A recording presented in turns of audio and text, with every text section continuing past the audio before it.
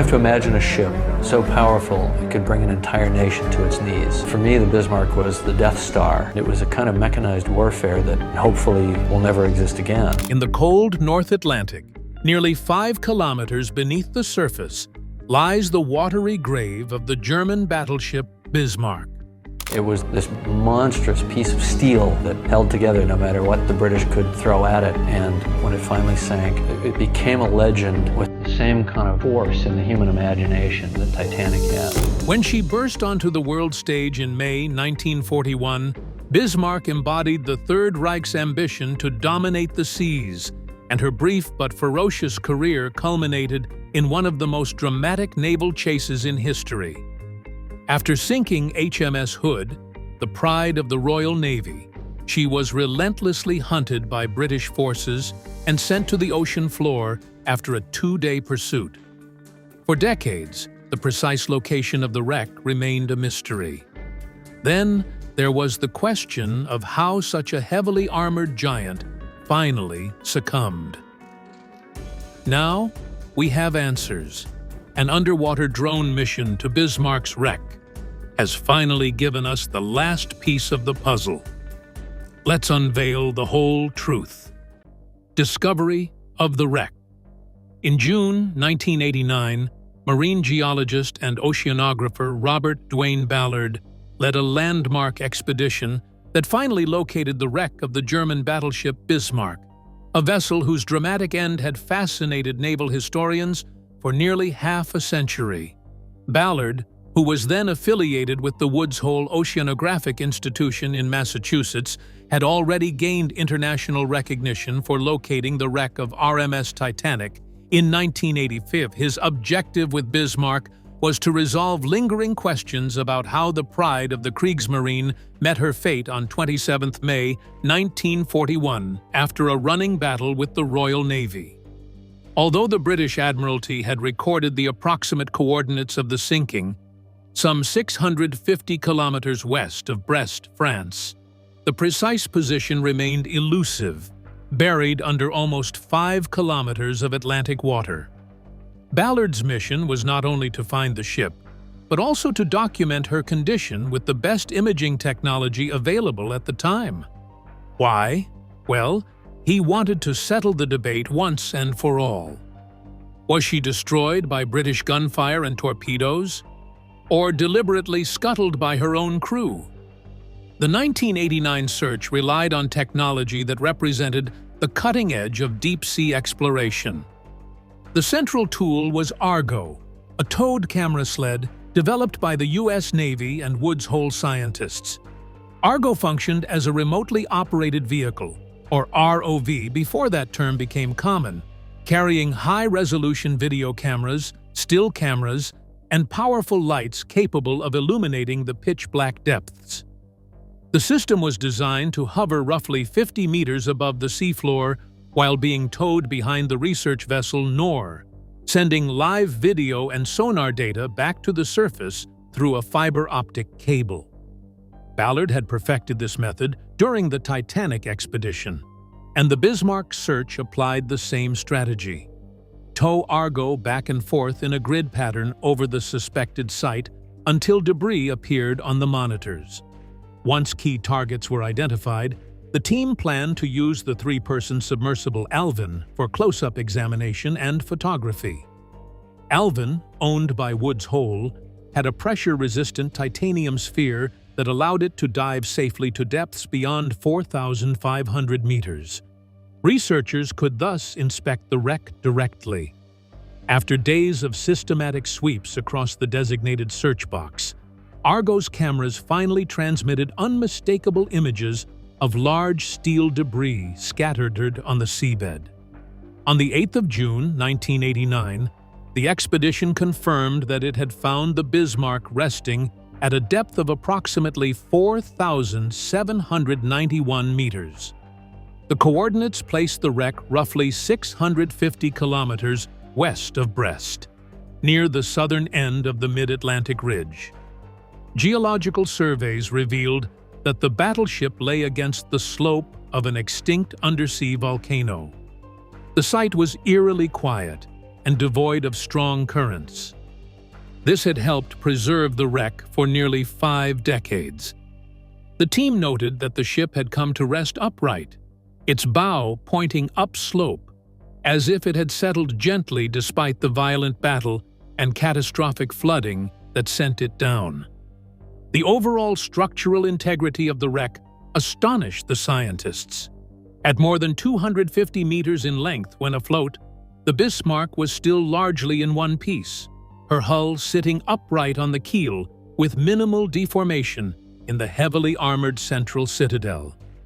The exception was the stern, which was entirely missing.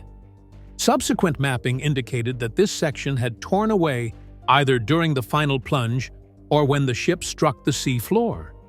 A fate not uncommon for vessels whose sterns house vulnerable structural transitions and heavy machinery spaces. Debris from the stern trailed down the volcanic slope for hundreds of meters.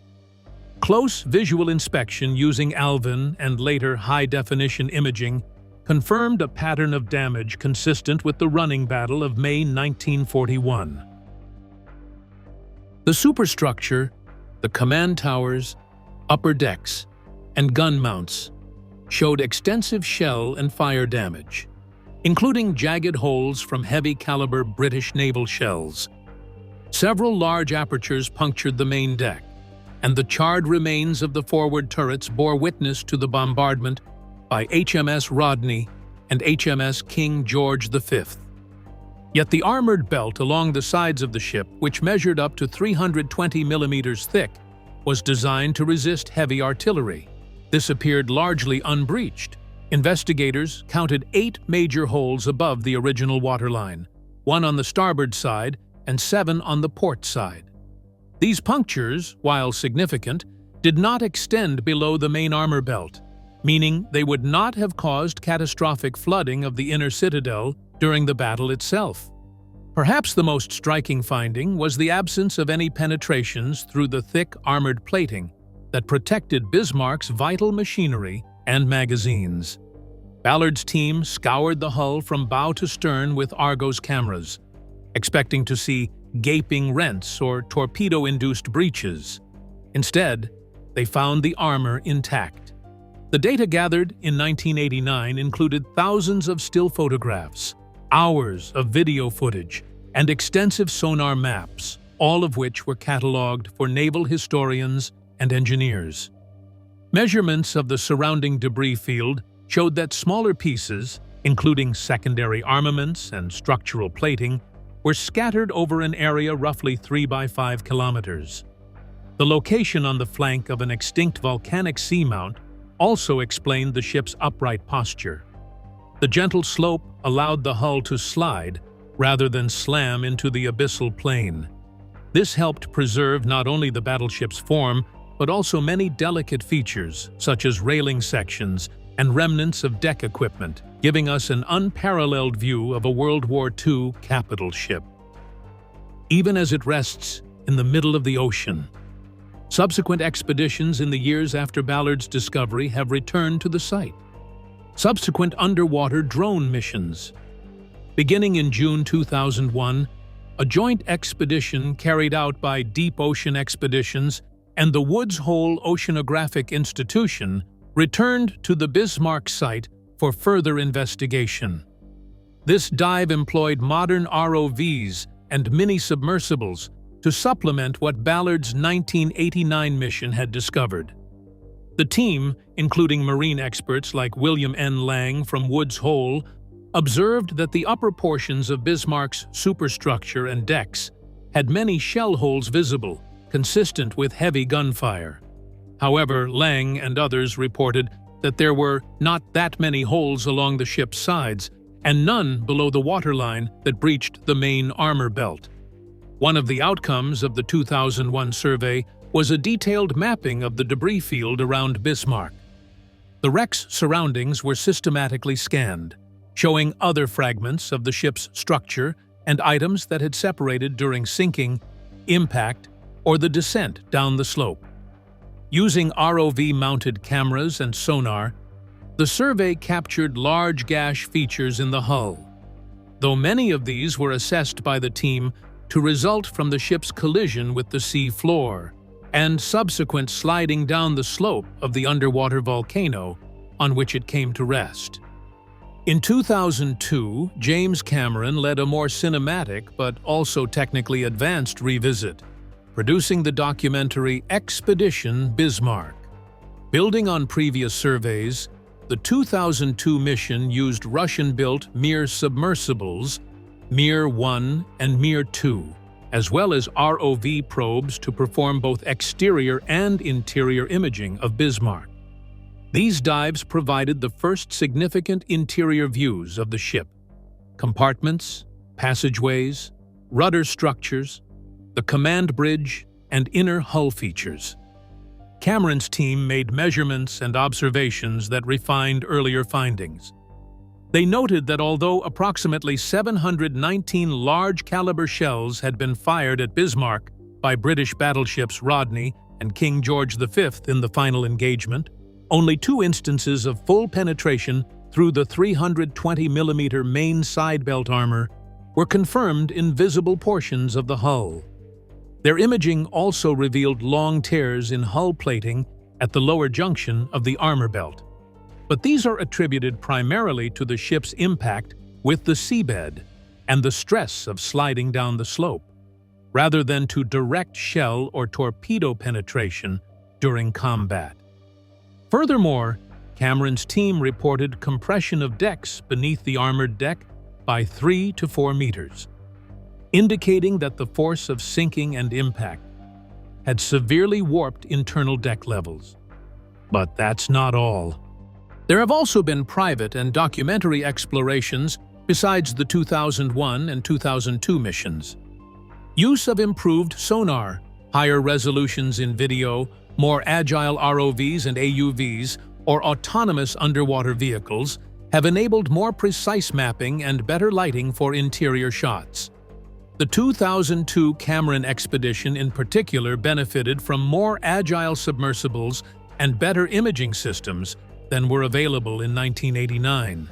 These subsequent missions have contributed significantly to naval archaeology by delivering better empirical data. They have allowed researchers to validate or revise earlier claims, such as those regarding armor belt integrity, the nature of structural damage, and the role of scuttling versus battle damage. So, here's what we know from all of this. The thick main side belt armor shows almost no full penetrations.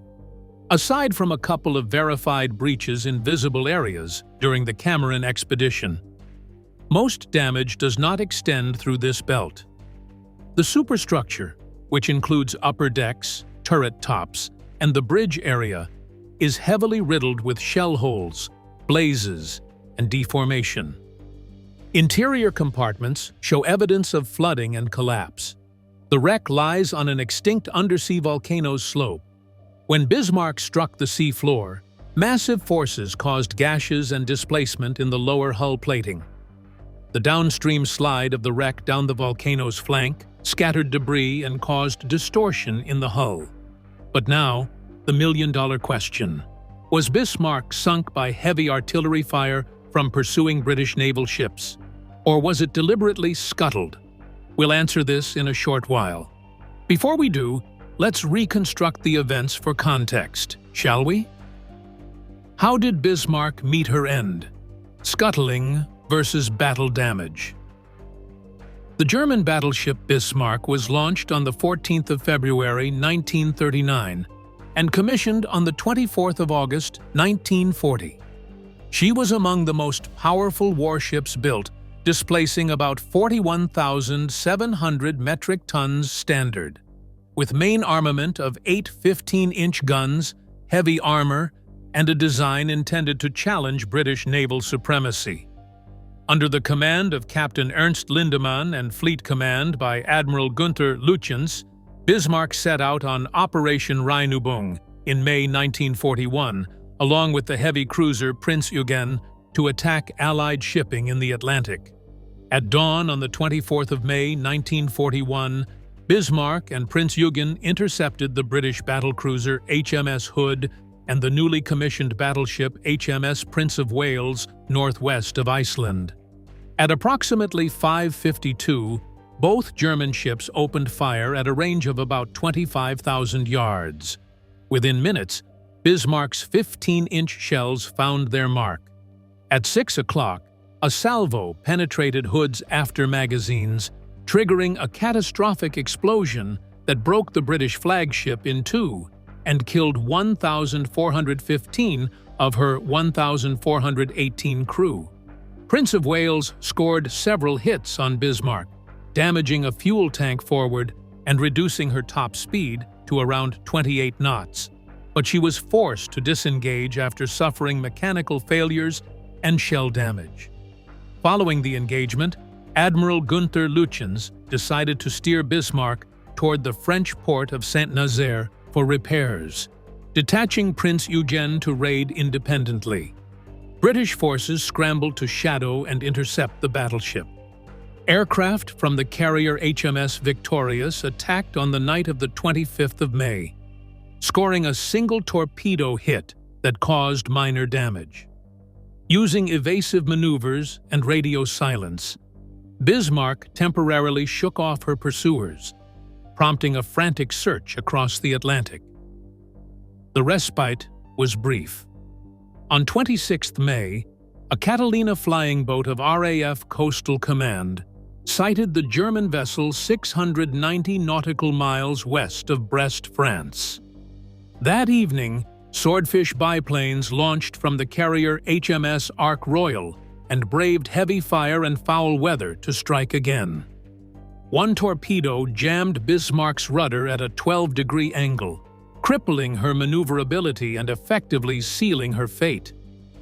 Throughout the night, British destroyers harassed the ship with torpedoes and gunfire, preventing repairs. At dawn on 27th May, the battleships HMS Rodney and HMS King George V, joined by heavy cruisers Norfolk and Dorsetshire, closed in about 300 nautical miles west of Brest. Beginning at 8:47, they pummeled Bismarck with a relentless barrage. Over 700 large-caliber shells and numerous torpedoes struck home, wrecking her superstructure, silencing her guns, and setting her ablaze. By late morning, she was a drifting hulk. At around 10:40, Dorsetshire fired 2 final torpedoes. Moments later, Bismarck rolled to port and sank stern first at approximately. Of the more than 2,200 men aboard, only 114 survived to be rescued by British ships and the German U-boat UAT-74. Now, this is where the real mystery begins. Several German survivors claimed that Bismarck was scuttled by her own crew in her final moments to avoid capture. Among them was Gerhard Unach, Bismarck's chief engineering officer, who later said he ordered demolition charges to be set in compartments with 9-minute fuses, though the intercom system failed and a messenger sent to confirm the order did not return.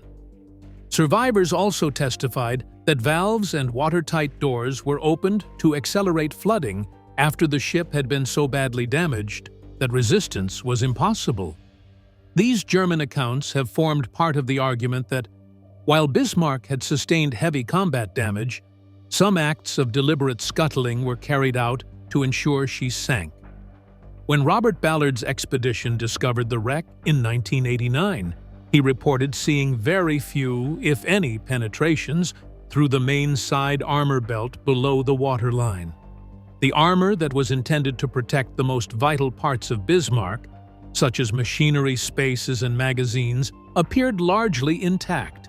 The damage was concentrated on the superstructure, decks, gun houses, and areas above the main belt. Based on those observations, Ballard suggested that battle damage alone might not have been sufficient to sink Bismarck rapidly, and that scuttling actions contributed materially to her sinking. He emphasized that the hull did not show signs of implosion.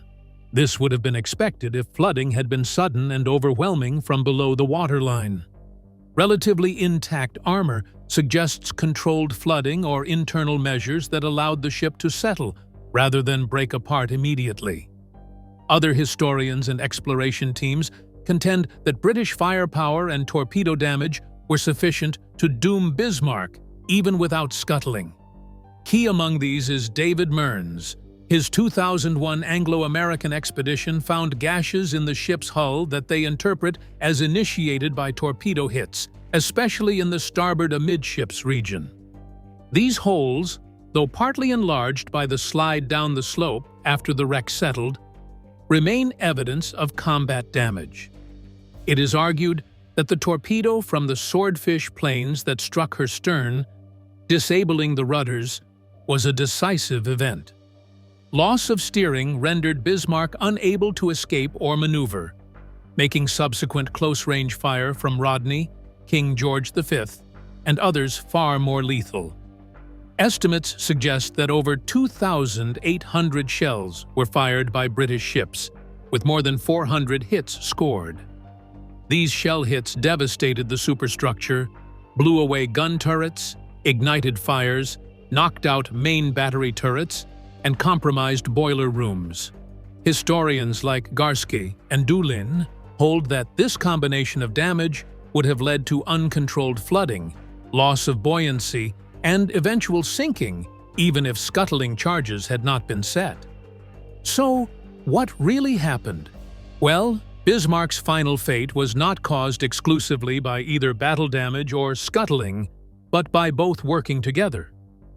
The ship was first crippled by British attacks, the torpedo attacks from swordfish that jammed the rudders, then the heavy shell fire on 27th May from King George V and Rodney, and perhaps 9 damage hits that compromised her ability to fight, caused fires, loss of armament, boiler failures, and flooding. At that point, the ship was severely wounded, dead in the water in many respects.